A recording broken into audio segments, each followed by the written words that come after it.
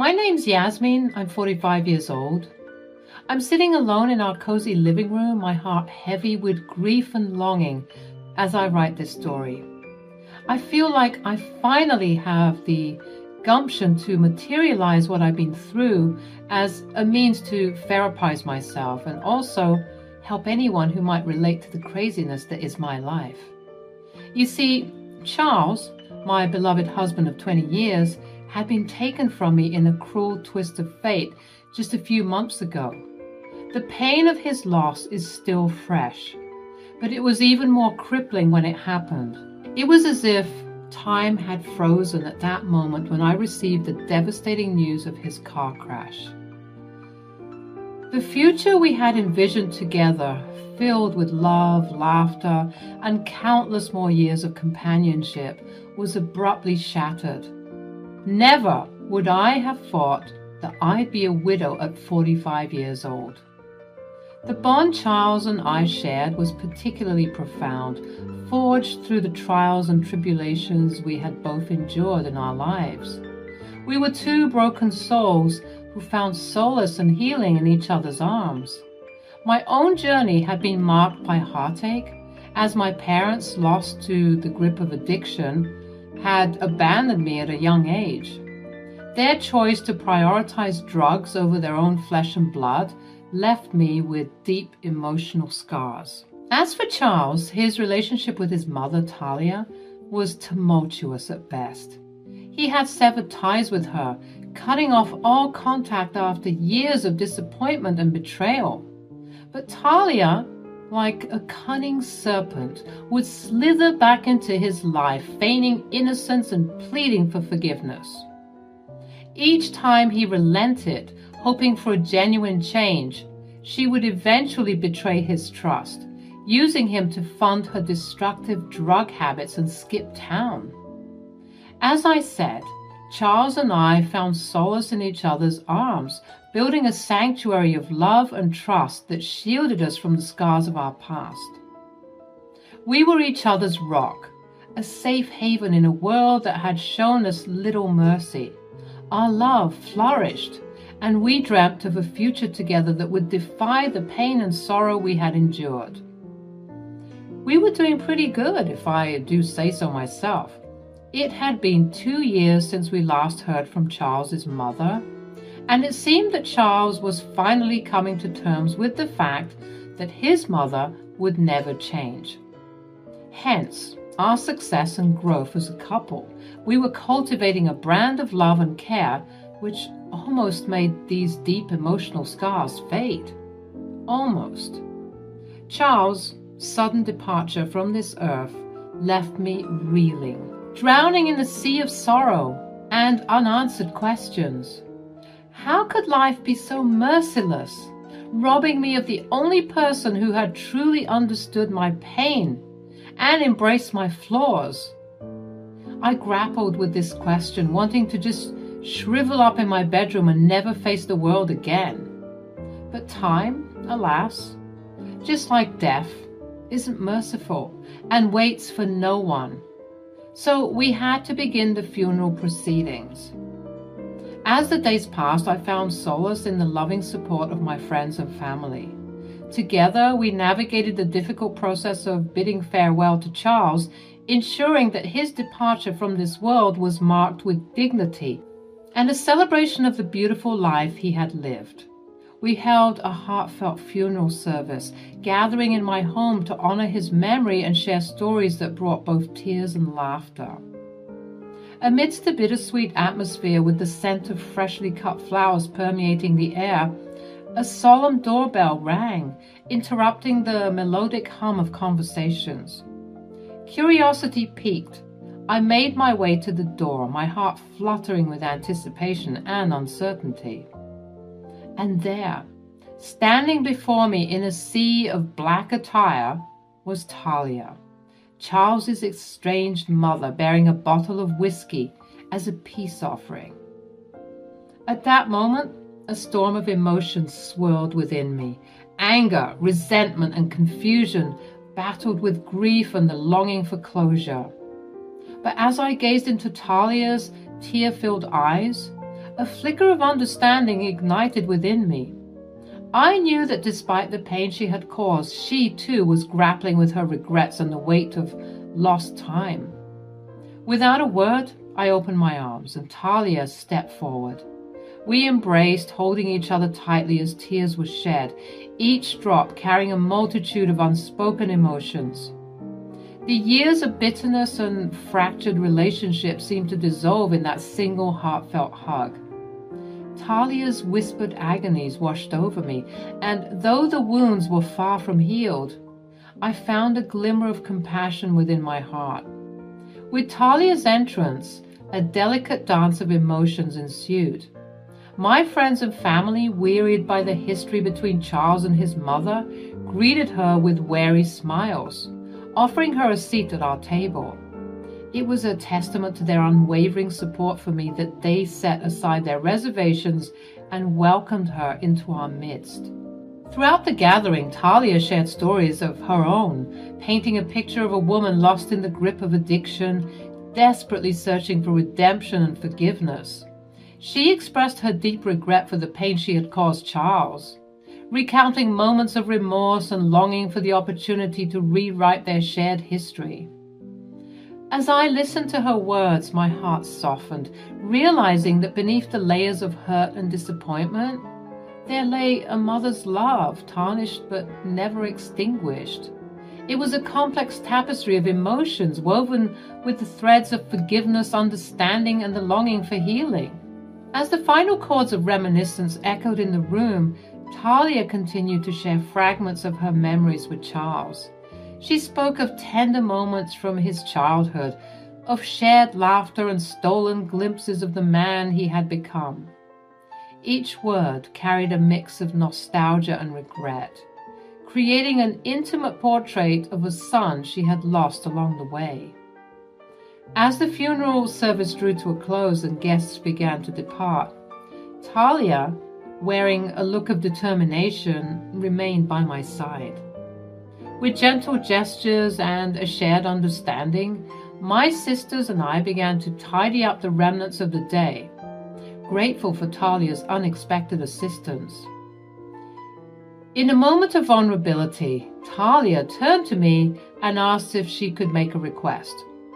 Her voice trembled with a mix of trepidation and longing, and I met her gaze with a mixture of curiosity and caution.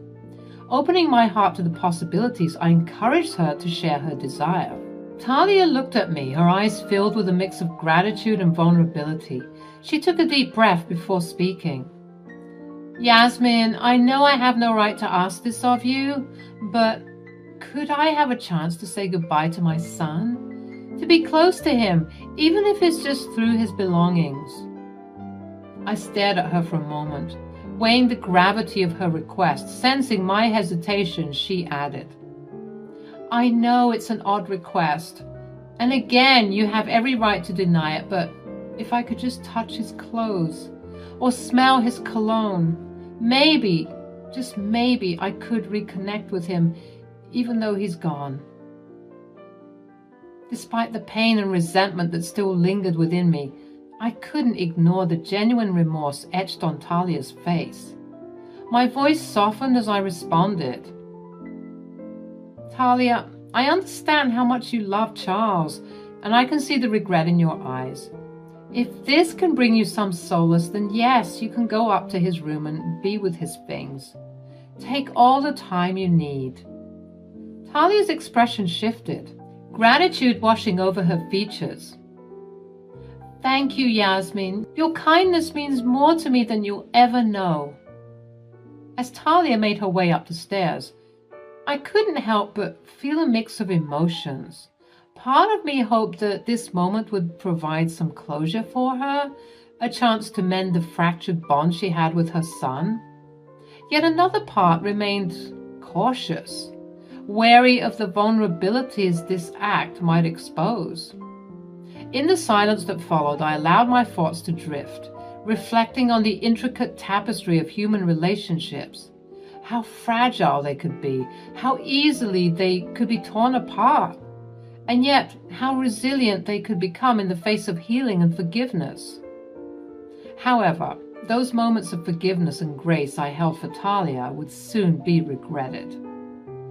After about 30 minutes, Talia emerged from the bedroom, her eyes swollen and red, evidence of the torrent of tears she had shed. She appeared as if she had released an ocean's worth of grief and remorse in that solitary room. Her face, once stoic and guarded, now wore an expression of raw vulnerability. Talia took a deep breath, steadying herself before addressing us with a trembling voice. "Thank you for allowing me to have this time with Charles. I'm grateful for your kindness and understanding." Her words were filled with genuine sincerity, and I couldn't help but feel a twinge of sympathy for her. As Talia bid her final goodbyes, there was a sense of closure that enveloped the room.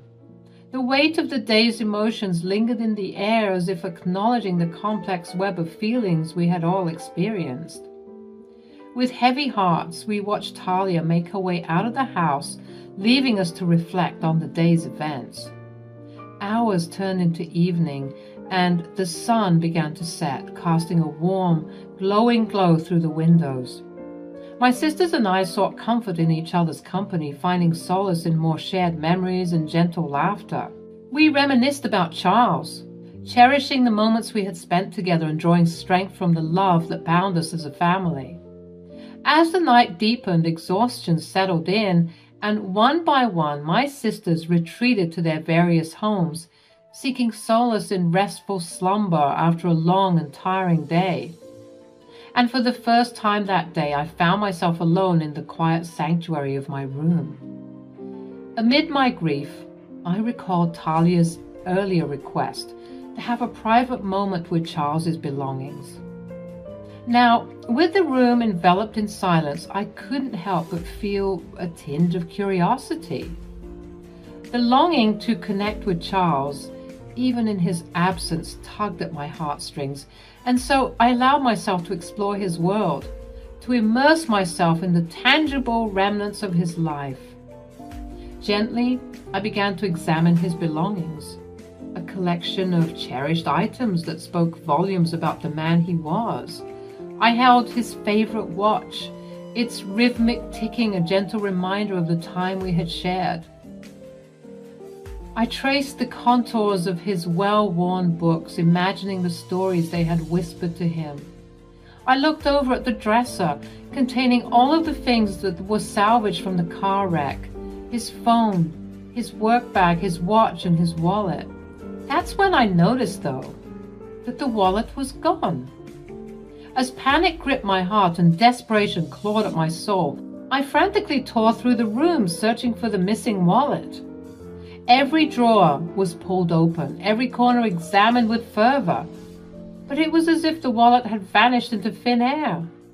The realization struck me with a force that stole my breath away. The wallet that had been retrieved from the wreckage of the car crash was now nowhere to be found. In that moment of distress, I knew I had to reach out to someone who could help me navigate this unsettling mystery. Maybe I remembered incorrectly, and maybe his wallet was never returned to my possession.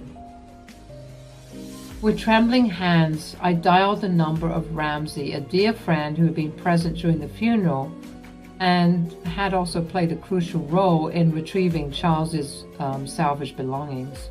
Ramsey, a trusted member of the police department, possessed both the skills and the dedication needed to unravel the truth. As the phone rang, my heart raced and tears streamed down my face. Ramsey's voice, calm and reassuring, greeted me on the other end. I poured out my anguish, explaining the circumstances and the urgency of the situation. With a heavy sigh, Ramsey confirmed that he had indeed brought Charles's wallet back with the other belongings. A mix of relief and confusion washed over me. If Ramsey had returned the wallet, then where could it have gone? It was then that realization struck like lightning, illuminating the dark corners of my mind.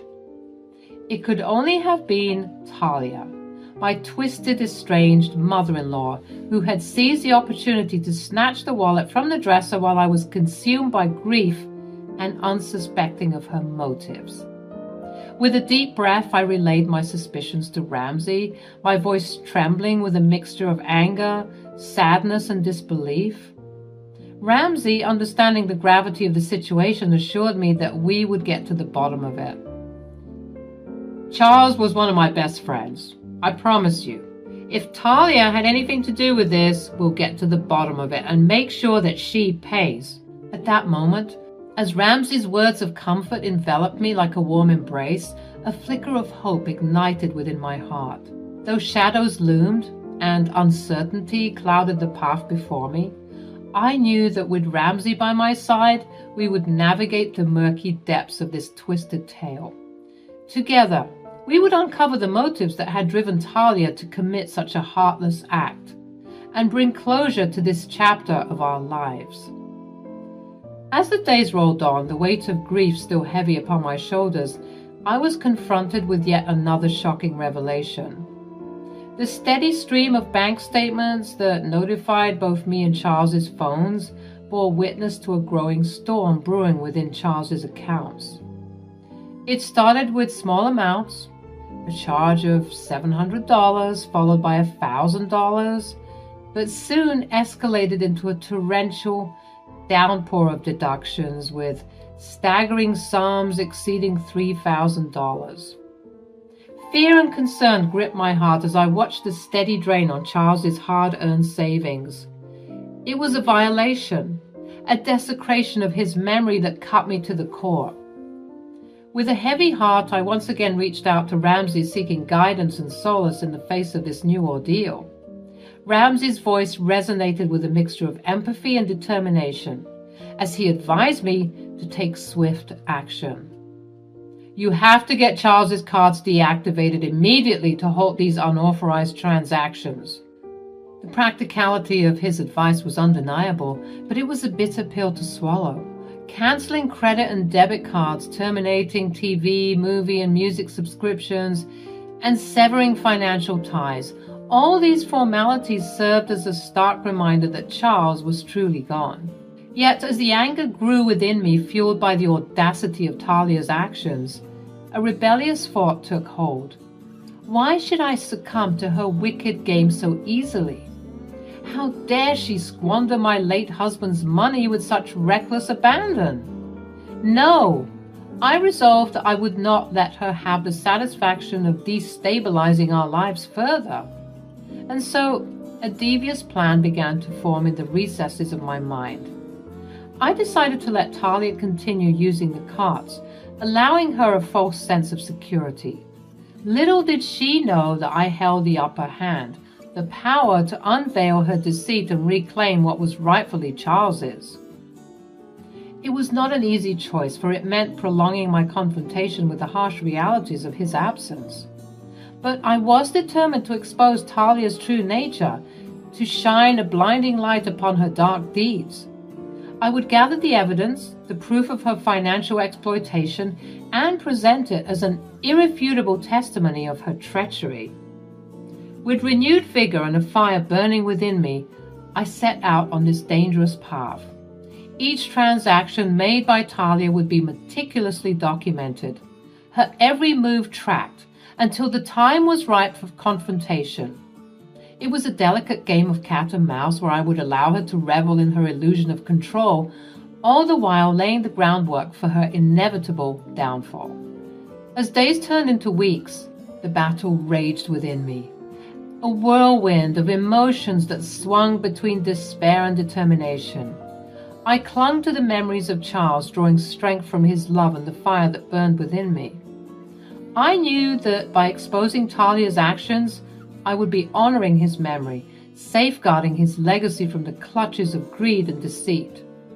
But if I was going to stick it to her, I had to do it in a way that she'd never forget. As the weeks crawled by, the weight of Talia's deceit grew heavier. She continued to squander Charles's hard-earned money with reckless abandon, her audacity seemingly boundless. Each transaction she made, each dollar she spent, served as a reminder of her complete lack of remorse and empathy. My disgust for my estranged mother-in-law reached new depths with every passing day. How could she betray her own son's memory so callously? How could she treat his legacy as her piggy bank, using it to fund her desires without a shred of guilt? Then, one fateful day, I opened the door, and lo and behold, there stood Talia, a semblance of remorse etched upon her face. But I knew that it was all a lie. "Oh, hello, Yasmin." "Hello, Talia." "Can I come in?" "No, you may not." "Oh, I suspected as much. I don't blame you. I imagine you found that Charles's wallet is missing. Well, I'm so sorry I took the wallet, Yasmin. Please forgive me.